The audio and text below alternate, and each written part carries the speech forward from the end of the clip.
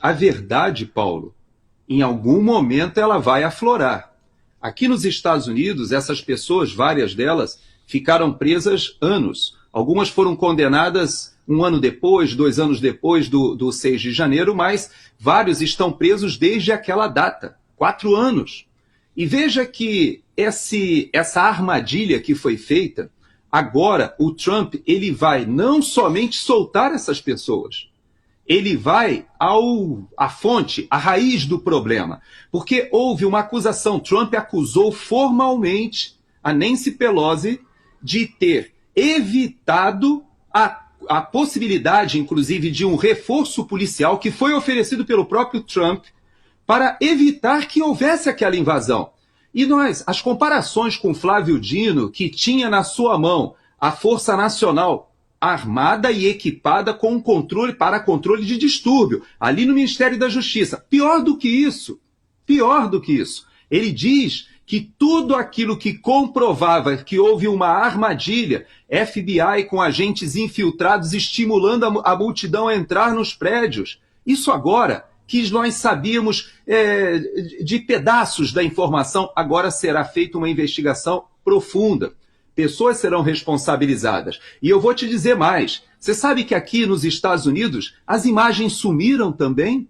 Você sabe que aqui nos Estados Unidos foi feita uma comissão de inquérito e essa comissão de inquérito blindou a Nancy Pelosi e as autoridades que, inclusive, sumiram os documentos, sumiram as imagens. Você já ouviu essa história de uma certa CPMI, na qual o ministro da Justiça, hoje ministro da Suprema Corte, que, na época, não só se negou a mostrar, a dar as provas, as imagens essas, Paulo, que nos mostrariam desde que hora Flávio Dino estava acompanhando aquele desdobramento, se ele estava com a vice-governadora, se ele estava com o comandante da PM, se ele já estava com o interventor, se ele conversou com Alexandre de Moraes nesse interregno, se aquelas laudas de decisões do ministro Alexandre de Moraes que ele assinou lá de Paris, na França, inclusive determinando a prisão do pessoal no 9 de janeiro, tudo aquilo foi feito em cima da perna, assim, no fragor da disputa, no aquecimento ali da situação em Brasília. Você acha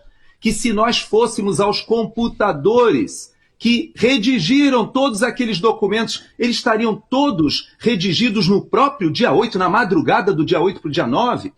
É só você ler e você percebe que houve sim algo muito parecido, Paulo. E a verdade no Brasil, queiramos ou não, ou pelo menos queiram os detentores do poder ou não, ela vai aflorar como aflorou aqui nos Estados Unidos, Paulo. Mas eu vou tocar num ponto que é pior do que isso.